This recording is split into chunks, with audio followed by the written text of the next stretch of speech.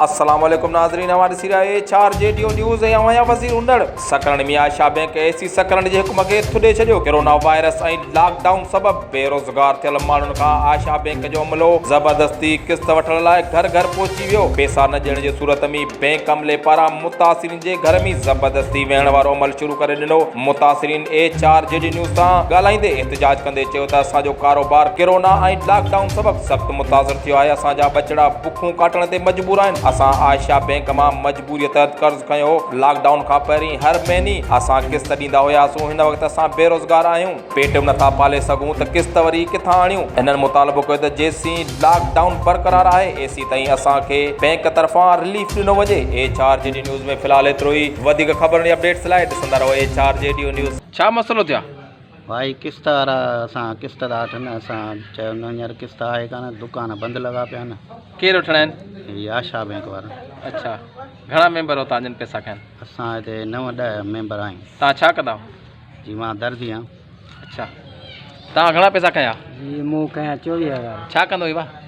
सिलाई जो कमु कंदो। पोइ हींअर त बेरोज़गार ते वेठा आहियूं, का शइ कान्हे, का खाइण लाइ कुझु कोन्हे। किस्त केरु वठणा हुआ? ये आशा बैंक वारा। छा था चवनि? जो हींअर ई ॾियो असांखे, कहिड़ी बालत में। तव्हां चयो न असां पैसा त असां चयो त नथा मुड़नि। छा हींअर छा था कनि हींअर? हींअर चवंदा असांखे कीअं बि करे ॾियो। अच्छा बाबा, तव्हांजो नालो? वासी गुलाम क़दर।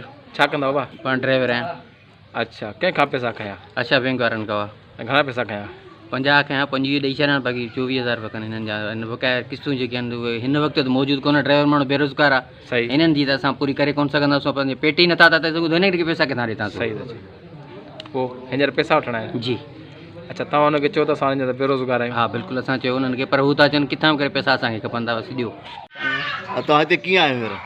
रिकवरी जे हवाले सां आया आहियूं ऐं असांखे हिकिड़े महीने जो रिलीफ हुयो, जेको लास्ट मंथ महीनो हुयो अप्रैल, उन में असां क्लाइंटनि खे रिलीफ ॾिनो। हिन टाइम ते जेकी असांखे मथां खां चयो वियो आहे कि तव्हां वञो क्लाइंटनि तक, जेके ज़ाहिर आहे क्लाइंट असांखे भरे सघंदा इंस्टॉलमेंट, तव्हां उनखां वठो।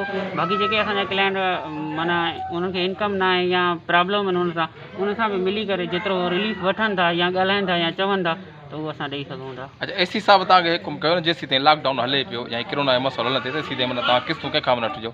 पोइ वरी तव्हां अॼु तव्हां हीअ जेको मिस्किन ग़रीब आहे किस्त वठण, उहो त साईं हाणे असांजी ऑफिस खुली पई आहे। असांजो ब्रांच मैनेजर तव्हांखे वधीक ॿुधाए सघे थो। तव्हां असांजी ऑफिस अची करे तव्हां उन खां पुछी सघो था। ब्रांच मैनेजर सां एसी साहब ॻाल्हायो न? ब्रांच मैनेजर मौक़फ़ ॾेई तव्हां चयो तव्हां त इन ॻाल्हि ते आमादा थी विया त असां जेसीं ताईं लॉकडाउन बरक़रार आहे असां कंहिंखां बि जेका किस्त न वठंदासीं। त उहो त साईं एसी साहब खे मुंहिंजे ब्रांच मैनेजर सां जंहिंजी ॻाल्हि ॿोल थी उनखे ख़बर हूंदी न, मां हुनजे नाले कीअं थो कुझु चई सघां। क्लाइंट चयो आहे की असां वटि हिन टाइम पैसा न आहिनि, सही आहे, ऐं असां नथा भरे सघूं। पोइ बि तव्हां हिते वेठा आहियो सुबुह खां वठी। मां चवां थो त तव्हां को मौक़फ़ ॾियो, मुंहिंजे ब्रांच मैनेजर सां का ॻाल्हि ॿोल कयो, हू तव्हांखे छा थो चवे, छा चवणु चाहे थो, केतिरो ॾिए थो, कीअं जेकी ॻाल्हि थिए थो। बाक़ी हाणे ईअं सुबुह 9 खां वठी अगरि फील्ड आहे त मां कंहिं हिकु क्लाइंट खां बि त कंहिं कलेक्शन रिसीव न आहे कई।